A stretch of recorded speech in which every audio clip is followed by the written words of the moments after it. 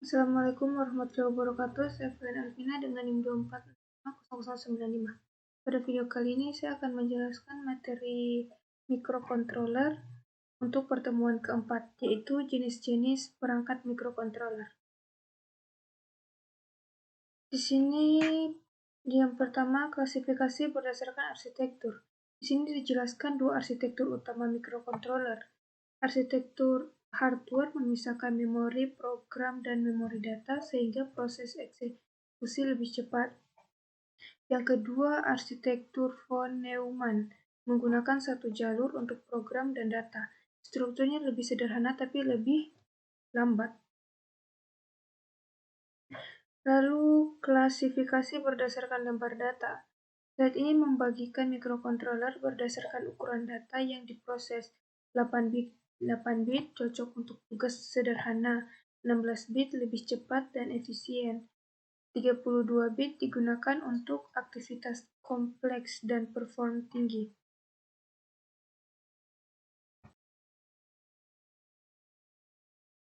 Lalu mikrokontroler AVR.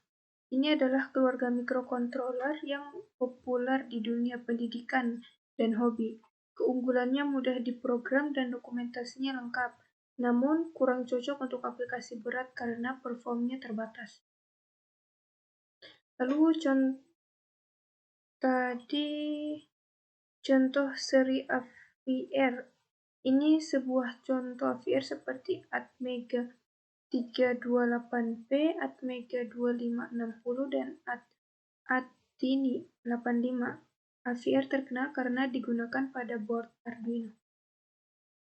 Lalu pertama ini Atmega 328P.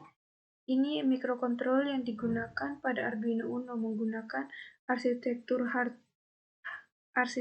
hardware dan RISC sehingga efisien, memiliki memori dan pin yang cukup untuk proyek pembelajaran dan prototip. Lalu Atmega 2560. Atmega 2560 ini versi lebih besar dari Atmega 328P. Digunakan pada Arduino Mega, cocok untuk proyek kompleks karena memiliki lebih banyak pin, memori, dan peripheral. Lalu Attini 85. Ini berukuran kecil dengan jumlah pin sedikit. Walaupun kecil, tetap cukup kuat untuk aplikasi sederhana seperti sensor dan LOT kecil. Lalu mikrokontroler pitch. Ini banyak digunakan di industri. Kelebihannya stabil dan modulnya bawaannya lengkap. Namun pemrogramannya lebih kompleks dibandingkan AVR. Ini slide ke-10 PIC 16F877A. Ini adalah mikrokontroler 8 bit yang populer di pendidikan, memiliki ADC, PWM, timer, dan sistem interupsi yang lengkap sehingga digunakan untuk sistem kontrol dasar. Lalu PIC 18F4550. PIC 18F4550 ini lebih canggih dibandingkan FI C16, mendukung USB sehingga sering dipakai untuk perangkat yang terhubung ke komputer. Kecepatannya lebih tinggi dan instruksinya lebih efisien. Lalu mikrokontroler ARM, Cortex-M ARM. Ini adalah mikrokontroler 32 bit dengan perform tinggi, digunakan pada sistem profesional dan industri, namun memiliki kurva belajar yang lebih sulit. Nah, selanjutnya STM32F103. STM32F103 ini berbasis ARM Cortex M3, sering digunakan pada board Bluepill, cocok untuk aplikasi yang butuh perform tinggi tapi tetap hemat daya. Lalu STM32F407. Ini menggunakan ARM Cortex M4M dengan FPU. Sangat cocok untuk audio processing, probatika, dan sistem real-time. Memiliki peripheral sangat lengkap dan perform tinggi. Lalu mikrokontroler 8051. Ini arsitekturnya lama ya. Arsitektur lama yang masih digunakan untuk pembelajaran. Strukturnya sederhana dan mudah dipahami, namun kurang cocok untuk aplikasi modern. Lalu AT89S51. Ini adalah mikrokontroler 8051 buat Atmel, digunakan untuk pembelajaran dan kontrol sederhana. Fitur masih terbatas dan memorinya kecil. Lalu AT89C52.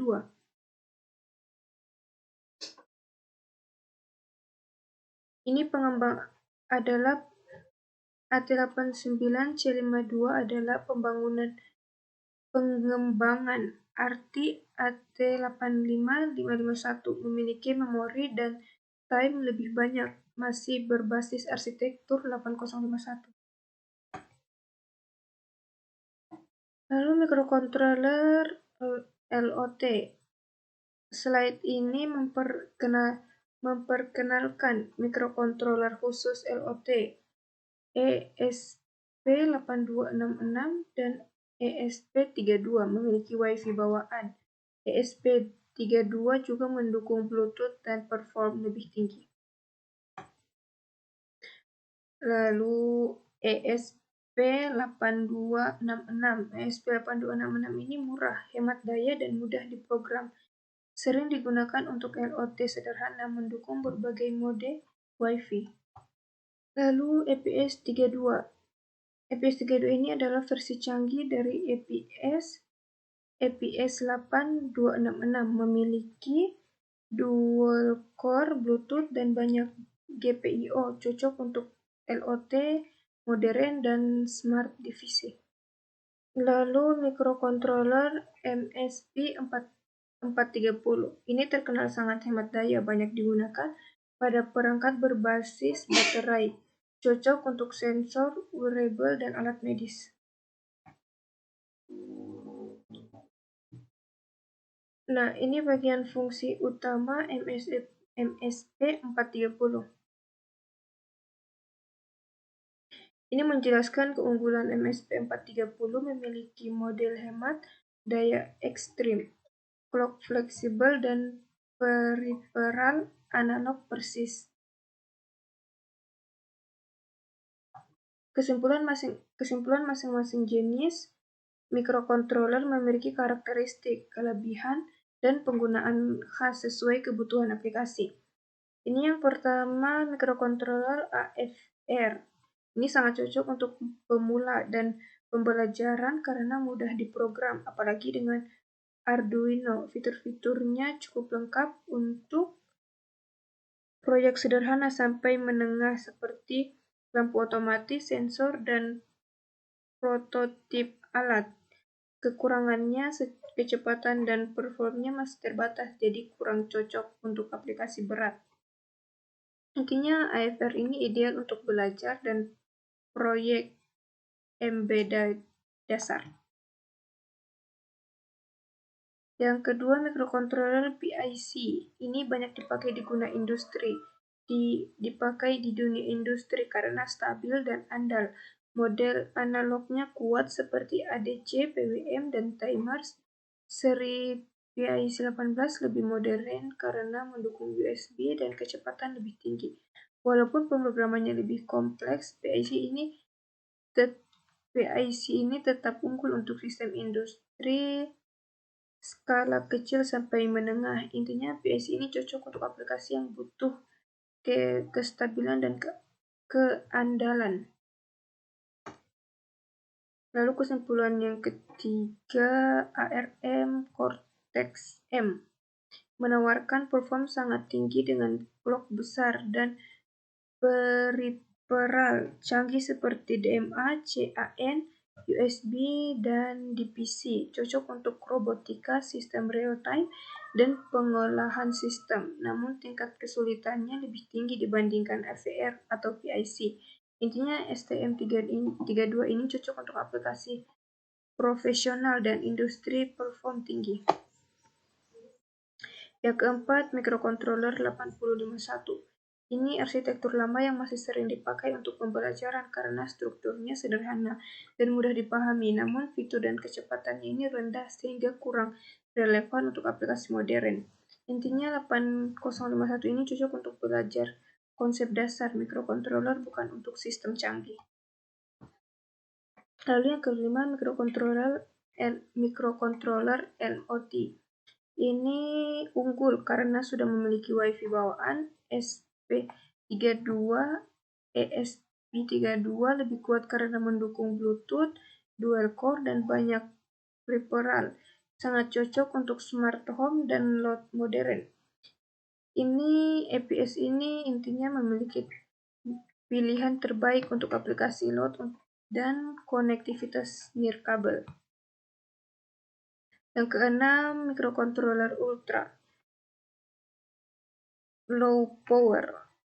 Ini dirancang untuk konsumsi daya sangat rendah sehingga mikroampernya sangat cocok untuk perangkat berbasis baterai seperti sensor, wearable, dan alat medis yang harus bertahan lama. Ini unggul untuk aplikasi hemat daya. Nah, kesimpulan akhirnya, tidak ada microcontroller yang paling bagus secara mutlak. Pemilihan microcontroller harus disesuaikan dengan kebutuhan aplikasi seperti perform, konsumsi data, harga fitur, dan koneksivitas. Setiap microcontroller dibuat untuk tujuan yang berbeda.